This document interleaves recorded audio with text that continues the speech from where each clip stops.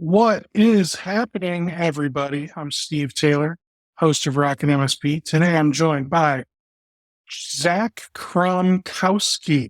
You got it. All right. Too good. I know it's a long Polish one, but it does sound just like it's spelled. It's just a long spelling. Yes. So I decided to do a thing. I decided I'm going to zoom all the way out. So you probably don't see it correctly, Zach, because you and I have this weird split screen thing going on. But I've zoomed all the way out so you guys can see my big empty room. So I got the guitars, I got the TV, which is getting mounted tonight. I've got the dog bed. It's an electric dog bed. So that way she won't use it. See, electric dog bed? Yeah, it's heated because my dog is always complaining about, she's always whining, like she's always cold once it's this time of year. So for 6 months, my dog, all she wants to do is snuggle. And I love it. Don't get me wrong. Between the hours of like 6 p.m. and 7 a.m. But that's enough. But when it's time to get some work done, it's really difficult. So like right now she's downstairs snuggling with my daughter. And I'm really pumped. I get to take my daughter to her first day of work. Now she's had jobs before, but this is her first big girl job. So it's awesome to hear it. What's she doing? She's I don't know, like just driving her, but you don't know where. Person at McDonald's. Like I couldn't tell you if she's flipping burgers, washing dishes, frying fries. But awesome. I know she's at McDonald's, and I know what her shift is. I just couldn't tell you exactly what she's doing. But I'm sure I'll find out later when I pick her up. I get to pick her up at like midnight. She's working a closed shift. There you go. Get used to that dad driver life. Yeah, it's okay. It's okay. I'll gladly take her to work as long as she's working. So how about you, man? You get to take your wife to work, sort of. I am actually. So in the last couple of weeks, maybe, about 2 weeks, we did transition to living in an RV. So this is a fifth wheel. So the slides are open, so it looks a little bit wider than if we're driving. But yep. So we just got the one truck that pulls it, and so I'm not carless during the day. Drop her off at the train station, and she goes on over. I got my own pet who used to complain because we had an extension cord that would run from the exterior to the interior through the window. It was always cold in the morning, so they would always be in our bed. But we have, as of yesterday, found a way to get the extension cord through the undercarriage, and we have shut all the windows. It's beautiful. Good for you. A little bit of an engineer, I guess. That's what me and my wife have been joking about. We figured it out. Had to. I saw on LinkedIn that you were pulling out the oven, and then last week. So for those of you that don't know, Ken Patterson puts on a weekly MSP community call. So if you are linked up with Ken on social media, reach out to him every Thursday at 3:00. A group of us get together and we just shoot the breeze for an hour. So you were talking about the fact that you didn't like having a propane oven, and all of us were like, "What's wrong with you?" Yep. So what did you land on? Yep. So we definitely landed on moving it out. So the reason for it is we intend to primarily go park to park and always having a hookup and not really boondocking and having, being without power. So the thought process behind this was, if we're going to go across country and, if we do have to boondock or, sleep in some type of parking lot or, an RV park without a full hookup, can we go without an oven? The obvious answer was yeah, we'll be fine. We have our generator power and electric, countertop air fryer oven, just as well as a propane one.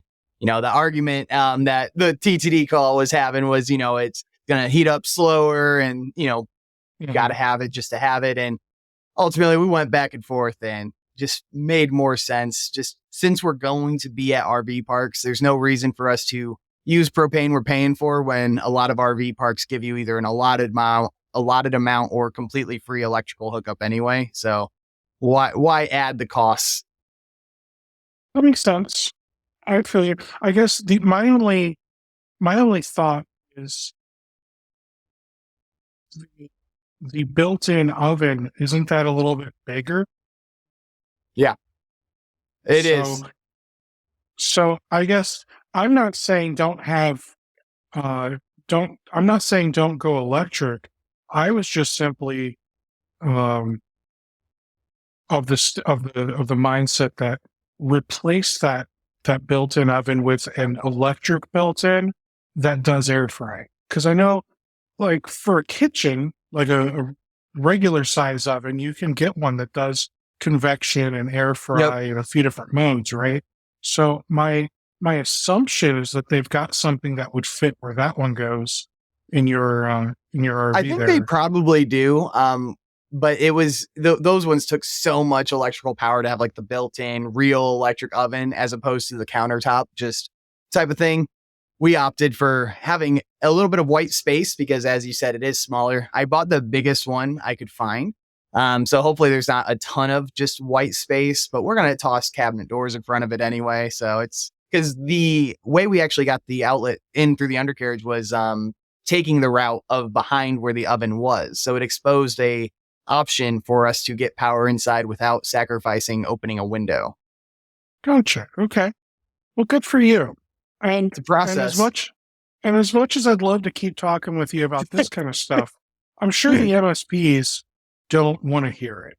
Let's be I don't honest. know, man. It's quite the community of outdoorsy guys in the tech space. It's blown my mind the amount of support I've had on this move and the interest of people have in it. Yeah, that's true. That's true. Um, well, if we have time later, we'll get back into this. But the next thing I want to ask you about is that big check. When are you going to cash it? I've been trying to find the bank to accept it, honestly. So this was from IT Nation a couple weeks ago. We were contestants and finalists in a program called PitchIt, where IT Nation basically opted for like a 26 company accelerator. 25 ended up going through it. And of the 25, there were 3 that were chosen as finalists to present at their large conference, IT Nation.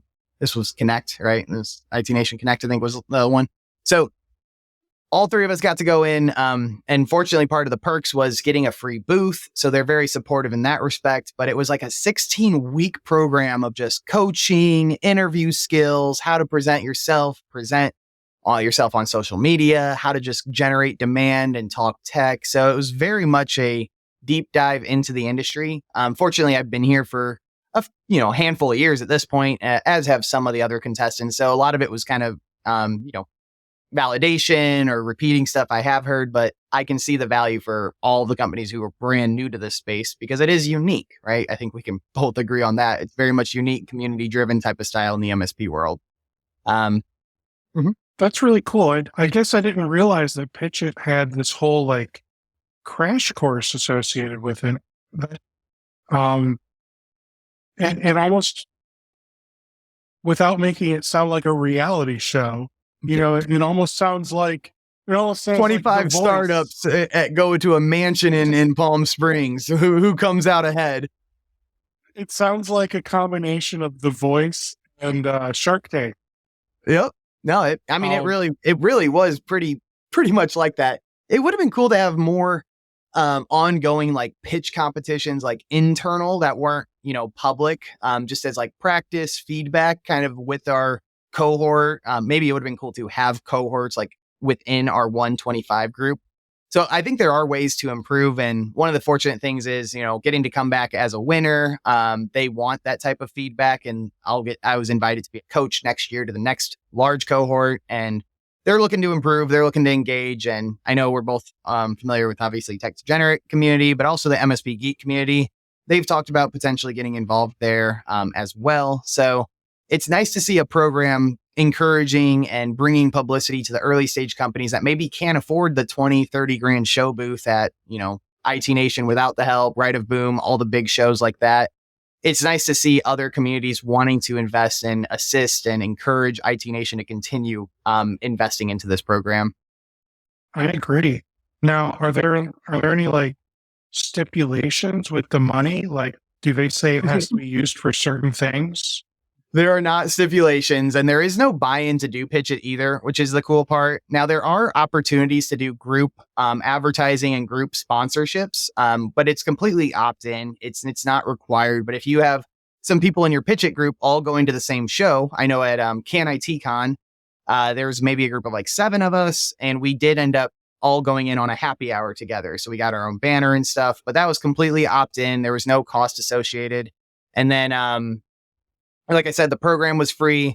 And with the winnings, there is opportunity to reinvest it with ConnectWise, and hopefully being a winner, leveraging that for some negotiation, as every company should do. But it is just coming straight to us, and it is free game to do what we want with it. Now, I know, gosh, I feel like you and I have known each other. Has it been a year? I mean, it's been a while, brother. It has. So, I mean, we've known each other for a little while, and I'll be honest, your platform, like what Senteon does, has always eluded me. But that's simply because I'm not in the trenches like I used to be. You know what I mean? So, Not many get out, man. You did something. I'm still not sure what, but with that said, do you feel like you have refined your pitch? Like, do you feel like your pitch has improved exponentially? Yeah. The crazy part is, so the coolest thing that Senteon does is we have a learning mode that will predict if a change in setting will or will not cause disruption before you make the change. That is by far our largest differentiator, the coolest thing about us. But winning PitchIt and going on stage and all of my, sales conversations or my demand gen today, I don't even mention that. And I feel like that is the coolest gosh darn thing in the world. As someone who's changed settings and gotten frustrated, like it'd be awesome to know the potential impact or the real impact through learning mode. And in all of my presentations and going through this course, I realized that's not it. That's not what I need to talk about. I very simply put, yeah, really, it's crazy. But what I do need to talk about is just simply, we turn red marks green. In that 5-6 words, that's all I really need to say, because everyone knows what a red mark is and everyone wants to turn red green, especially if you listen to that as you're in a regulatory space or you're just a security minded individual who wants to turn their best practice red marks green. So I've really simplified my presentation extremely. All right. So I agree that we turn red marks green is good, but I gotta say, that doesn't tell me anything. You know what I mean? Like, so we turn, and I don't know, like you moved your mic just a moment ago, so now you sound like you're far away. All right, I've adjusted. My cat is getting all into the scene, so hopefully that's a little bit better. That's okay. Yeah, we love cats. All right, so we turn red marks green. I like it, but I don't like it at the same time because it doesn't tell me red marks where, right? Green how. You know what I mean? So by hearing, because let's be honest, not everyone, but there are a lot of IT guys who do trial by fire, right? I've got 57 things on my to-do list, and maybe I don't have time to like research this change and roll it out as a test to a couple users. I'm just gonna update all the firewalls remote. Like, there are guys who do that, and hearing we'll show you what's gonna break or what this setting change is gonna do before it actually is done. That's a big selling point to me because I'm maybe one of those guys. Yeah. And it does have its place. Yeah, absolutely. And it does have its place. But I guess in the broad spectrum of doing interviews and doing pitching, and I don't come out just saying red mark screen. So my presentation kicked off. Literally the very first thing I said is said exactly what we do. We harden workstations, servers, and browsers to best practice standards. That was my opening. And then immediately after, here's the quiet part out loud. Tools today create more work, whether that's a scan, a pen test, whatever that is. They tell you a bunch of things wrong, highlight a bunch of things red, but they don't actually fix anything. So like that piece and your example of, updating the firewall or whatnot, there's a reason they want it to update the firewall. There's a reason they want it to do a change. It's because something somewhere else told them to do so. Something somewhere else highlighted something red. They didn't get out of bed this morning saying, I'm going to change the machine activity timeout. I'm going to disable NTLM, right? Like I'm going to update NTLM to accept the most up-to-date protocols, right? They didn't get out of bed and said that. Something triggered them to do so. And that trigger is typically a red mark or something of the sort that's relatable. Okay. That makes more sense. So let's dive into this a little deeper. So I assume we're talking Microsoft 365. So we're actually talking about the Microsoft machines, correct? But we're talking about the on-prem settings on the OS, on the browser, on applications on the OS. But it's very different and distinct compared to the 365 hardening. So when talking about that, I refer to like 365 hardening as cloud hardening. And then what Senteon do is on the OS with applications and the OS hardening to be the other half, right? You can do the cloud hardening, the 365 hardening as the outer shell of a piece of chocolate. But if you don't actually harden the endpoints themselves or incorporate technical policies at the endpoint level, it's a gooey center in the middle. And that's where Senteon needs it to be a solid piece of security, a solid piece of defense in depth, right? You can't just do one layer of hardening at the cloud and say, no one's ever going to get past the cloud, because that's just ignorant. And in the security world, defense in depth is the only way to do this. So get your 365 hardening in place, absolutely. But don't forget about that technical policy hardening at the OS and the application level. I've actually seen a very interesting trend, one that I appreciate just from my viewpoint on security. But a couple of my friends, Chase Cunningham and Tara Wheeler, have Chase came on my webinar and said this aloud, but I saw Tara make a post about it. Why are we prioritizing? All right, let me preface this. The human, the employee is the number one point of failure. Everyone says that, and it's not completely wrong. So the number one thing everyone needs to do, and everyone's been doing, and it's a massive, massive industry, a massive market, is phishing training, awareness training, all these customer face or employee facing trainings on security, right? Well, why are we training them if we don't have any of the guardrails in place? If we don't have any technical policies in place, are we really empowering them? Like if you're living in your house and you shouldn't let strangers in the door, so you never open that door, but the door is always unlocked and the windows are always open, is it that valuable to know you shouldn't open it for them when they can just get in on their own? So to their point, in my viewpoint on security, we need to incorporate hardening and these technical policies, not only at the 365, but at the endpoint level, so that we can better control or better, engage a security culture through technical policies, so that employees are not able to do the things they shouldn't be doing, and that they are able to stay within the guardrails. And then you do the awareness training on top of your existing security posture. So, okay, I like this. And is this something that we're using Intune for? Are we still relying on group policy with an on-prem server? Is it a combination of both?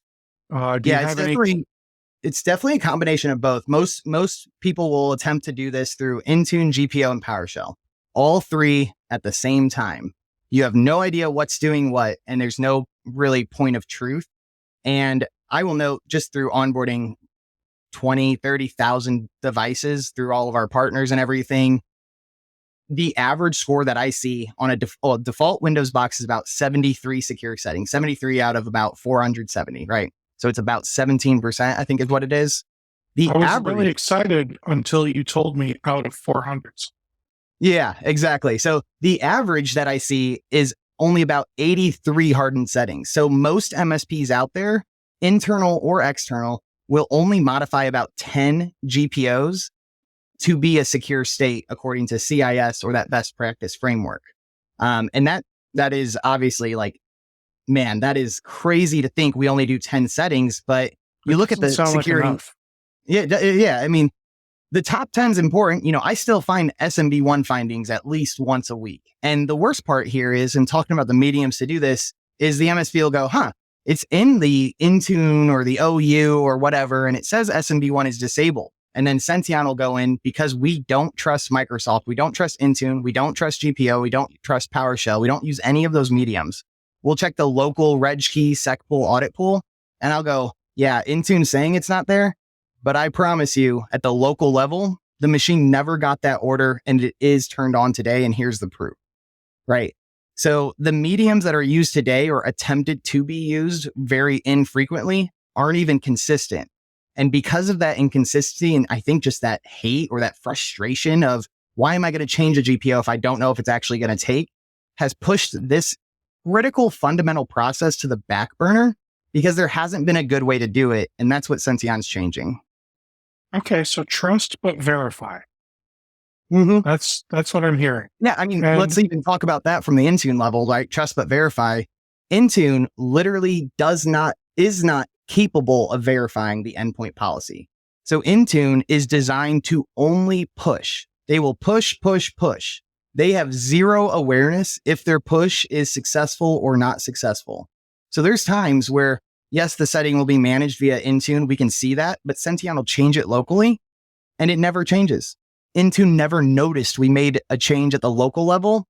And it's now telling you at that machine level, it's set to this, even though it's not. We changed it.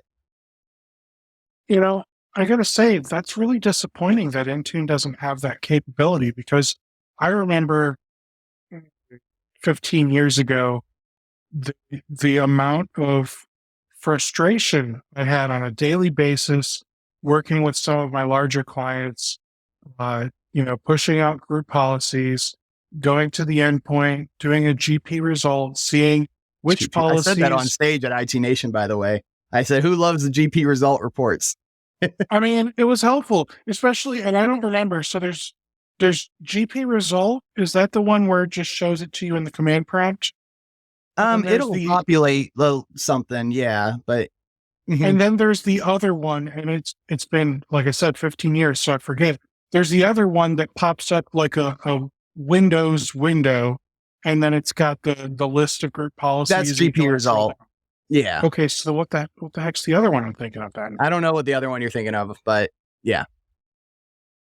Okay. Well, anyway, there was GP result, which was really helpful, but then there was one that gave you like a bird's eye overview, just in command prompt. You would type in something and it would show you which policies were enabled, enforced, etc. But I know we've used it because I've seen it on when engineers get on the call, but I don't have that one memorized. Yeah. Anyway, so GP result was super helpful. Does GP result even work with Intune? Yeah, so GP result is showing you typically the correct information, but Intune may not always agree with the GP result or the local policy. So what we've seen, this is unfortunate, but there's a display value and then there's a backing value. So the display value of the GPO or the policy is, of course, what we're seeing. And then the backing value is what the machine is actually reading. So there's been instances where the display value is not correlating to the actual backing value. So Intune will think it's compliant, right? But the backing value is completely not aligned to the display value, meaning it's not compliant, even if the display value says it is. So there's instances where GP result may be misleading in that sense. But that's why you need to check the machine key above all else. That's the only way to actually know if this is accurate or not. The interesting story here on the Senteon side, when we were starting out, we actually didn't change the display value. We only changed the backing value. This was years ago when we were still figuring out the market, figuring out, the most valuable thing to bring to market. And we would just change the backing value. So when we changed all the backing values and didn't touch the display, no one noticed. We failed every compliance audit. We failed every Intune check. Like no one noticed it was a secure, hardened box because the display value, but it functioned hardened. It functioned 100% CIS hardened, but nobody knew except for the user. So that's just another, if we can do it, think of what a bad guy can do with that backing value. If you don't enforce it and you don't put these things back when they change, which again, like if you can change a policy locally without Intune knowing, if a bad guy's able to do that to enable SMB1, to enable NTLM1, like whatever that is, they can perform their attack and then they can put it right back. You know, Microsoft doesn't even know it changed, and they'll do that random interval. They'll do an unpredictable push at a time in the future, and they'll attempt to put it back, but they won't even tell you it changed. So I don't know. It just doesn't sound like a security tool to me because it's not. It's an MDM. Like it is not a true security product, and it shouldn't be treated as such to do endpoint hardening. All right. So let's talk about Senteon. Let's go a little deeper. Is there an agent that you're deploying to the endpoint? Yep. Because we are unable to, if we're going to build the hardening company, we need to be 100% accurate 100% of the time. And unfortunately, if we try to do this via API, with GPO, with Intune, with whatever else, we were never able to complete that goal. So we did build our own agent so that we can make local policy edits at the reg key, sec pool, and audit pool level so that we can guarantee, and better than that, provide change tracking. And we're the first company on the market to do this, but perform actual, reliable, real-time change tracking of when that policy changes, what it changes to and from, who's making the changes, and all of that in a single table for review for the auditor or whoever needs it. So why would I want, besides the obvious reason of we actually do it correctly, why would I want to use Senteon instead of finding a way to do this natively with Microsoft? There's got to be a way. I mean, you tell me if you find a way. There's not. That's why our company exists. If you can attempt to do this over Intune, you know, my favorite thing during onboardings, and, you know, I'm very proud of my conversion rate because it's well over 70%. And if you do a POC in a completely Intune joined, you know, all the machines are in the same OU, and I onboard you, I will prove to you that not all the machines are configured the same way. At least one, typically way more than one, will be different than the rest. And it's not the engineer's fault. It's not the MSP's fault, because I'm proving to you the medium you trust, AKA doing this over Intune, doing this over whatever, is not being honest with you, because the policies they say are in place are only target options and not what reality is. I'm sure you can understand. This all makes my brain hurt. It's for once, it's not because you're getting too technical. It's because how could Microsoft? I mean, Microsoft dissolved their GPO department a couple of years ago. Did you know that? I did not. Doesn't even exist. I guess my initial thought is, I mean, it's almost 2025. You know, like CMMC is going to be a thing here. Like, what are we talking? Weeks now? Yeah. And we still don't have a way to like do this. Are you the only platform that you're aware of that does this, or are you just the only one for MSPs? We are definitely the only one for the MSPs. We're the only one that I'm aware of that does change tracking, which is a verbatim requirement of CMMC. So we do have our CMMC board at Senteon, and we're building this product to align to as much of CMMC as we can, but we already do more than anyone in the entire world. Looking at like the enterprise scope, I believe there's another company like that does this on-prem only, but it is still very manual. There's no learning mode. But yeah, regarding for MSPs with a learning mode and change tracking, there's no one like us. And are you channel only, or are you also selling to the enterprise? Yep. So we do have our distributors in place because we do sell through virtual CISOs, bars, and we have an international distributor in the EU and the APAC region. But regarding buying for me personally, I just sell to MSPs. Gotcha. And cost? Yeah, so we have 2 buckets. Dollar per license per month is typically where everyone gets to. Okay. Yep. Okay. Seems completely reasonable. It's 0.016 cents per setting, if you want to look at it that way. 0.016 cents per setting. Because you have that many settings. Yeah, I might have missed a zero in that. Let me pull up my calculator. So, but it's like 100th or 1,000th of a penny per setting is what you're telling me? Yeah, exactly. Because we do Okay. about like 1,500 settings or something along those lines. All right. So we did the math at IT Nation, but I don't remember. But I think for our next banner, we're just going to put the per setting price, get a laugh out of it.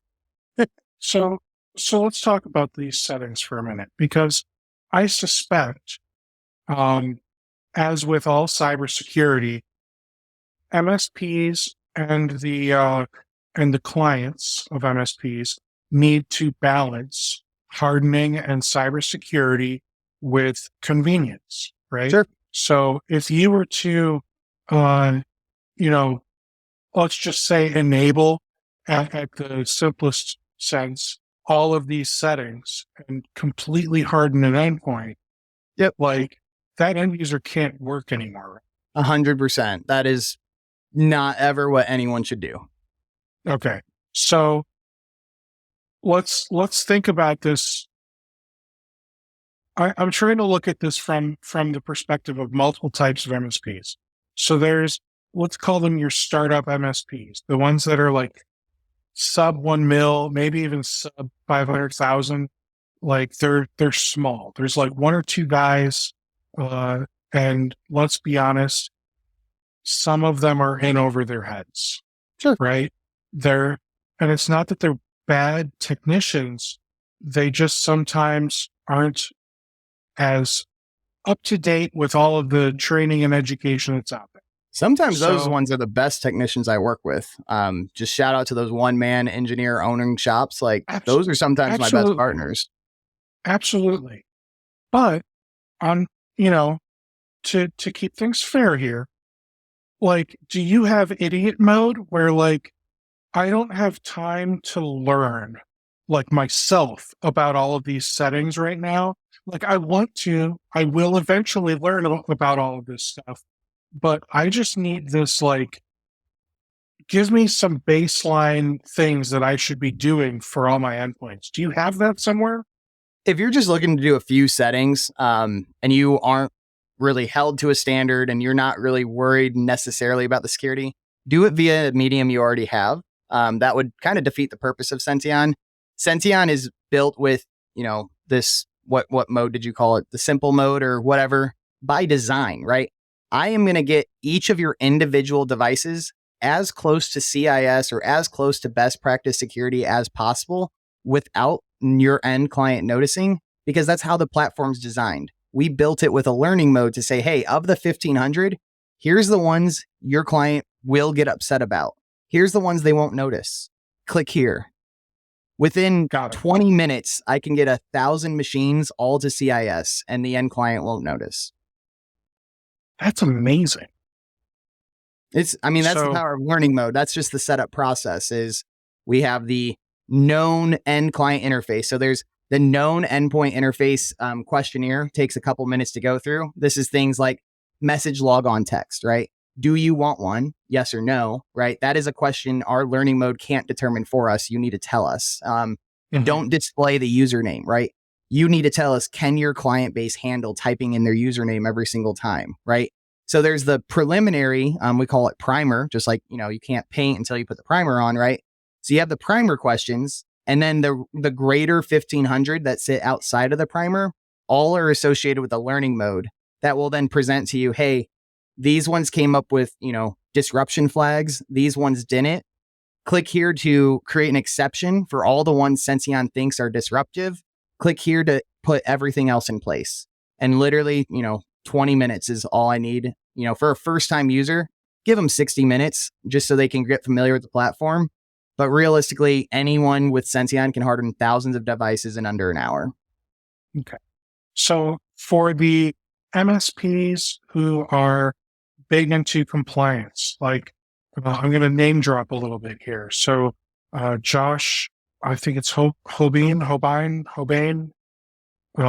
his MSP, they built this whole cybersecurity maturity level platform. So, this sounds like it would be great for them. Again, trust but verify, or for the number of people who are all about CMMC and the tech degenerates, like, oh gosh, Mark Menzies and Mark's a user. yeah, Matt Strunk, Henry Tim, like these are guys that they could easily take this and say, you know what, I need to verify that CMMC compliance is happening for all of these endpoints. They deploy it and all is right with the world.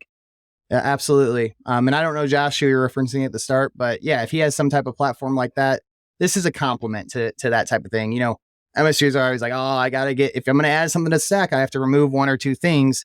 That's not true with what we do, because we are very complementary. You know, an EDR is not going to be changing system settings. A SIM is not going to be changing system settings. You know, no one else is touching the settings that we are working with. So that's where we are just simply a automation add-on to where our value prop isn't we're eliminating things from your stack. You know, we are actually enhancing the efficacy of the other things in your stack. So let's brainstorm that really quick. You know, an EDR is looking at behavior anomalies and whatever else type of things. If Senteon can incorporate technical policies and keep them in place, that standardizes a lot of that behavior, so that if someone acts out or acts outside of the hardened policy or changes a hardened policy, that's going to let the EDR know something's up. And that type of complementary story is very powerful. And not only that, Senteon's very fortunate for this. We don't necessarily need to swallow another technology, because the revenue improvement and just, honestly, I call it engineer happiness. But because we standardize all the systems to be the same configurations, and you're no longer troubleshooting GPO to know, did this take, did this not, GP force, reboot the system, right? Senteon's doing it all automatically with the feedback of it worked or did not work. It's telling you that in real time. Now the engineers can troubleshoot things they need to troubleshoot, as opposed to trying to make Microsoft work.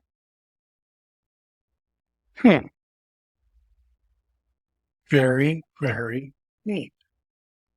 All right. So, what am I forgetting? Oh, I just tagged you on Discord to get you an introduction with Josh. Well, thank you. We'll see how that goes. It may, I'm not going to promise it's going to turn into business, but I think you two could have some really neat conversations together. And that's my goal is, you know, when I see like two people where they've got a lot of alignment and overlap in their goals, I just think you guys should talk, you know? Yeah, no, I'm always down for introductions. Is Josh involved with the IR games? If you're familiar with that, maybe you're not. I don't know, but his picture, his company is definitely familiar. Maybe I have met him, but I've never had a meeting with him. I know that for sure. Okay. Well, is there anything else that you think MSPs need to know Senteon?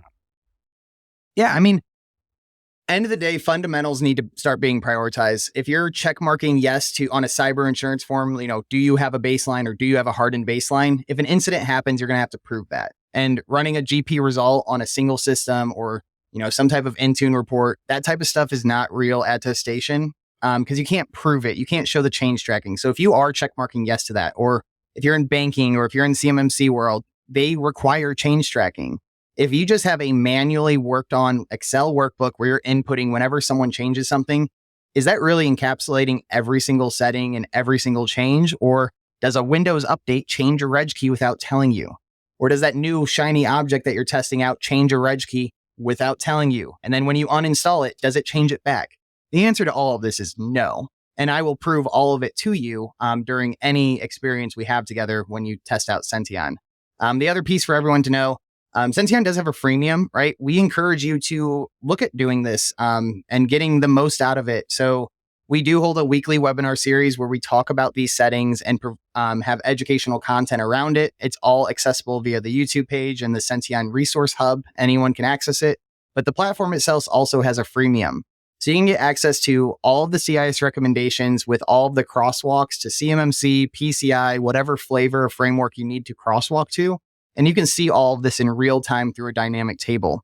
If you do want to test out Senteon and give it a ride, if you did listen to this podcast, let me know. I always give any podcast who has me on their audience a gift of 100 free internal and external assessments. So you can see your real security posture, internal and external. Just let me know that you caught it on one of the shows.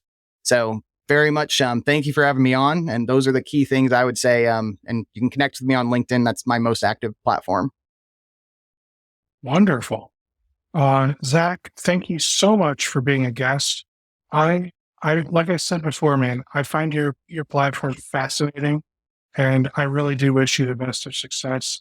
I hope that you get many more giant, oversized checks. I'll just start applying for some more pitch competitions. Yeah. All right. Well, hey, thanks so much, and thank you everyone for watching. Take care. Thank you.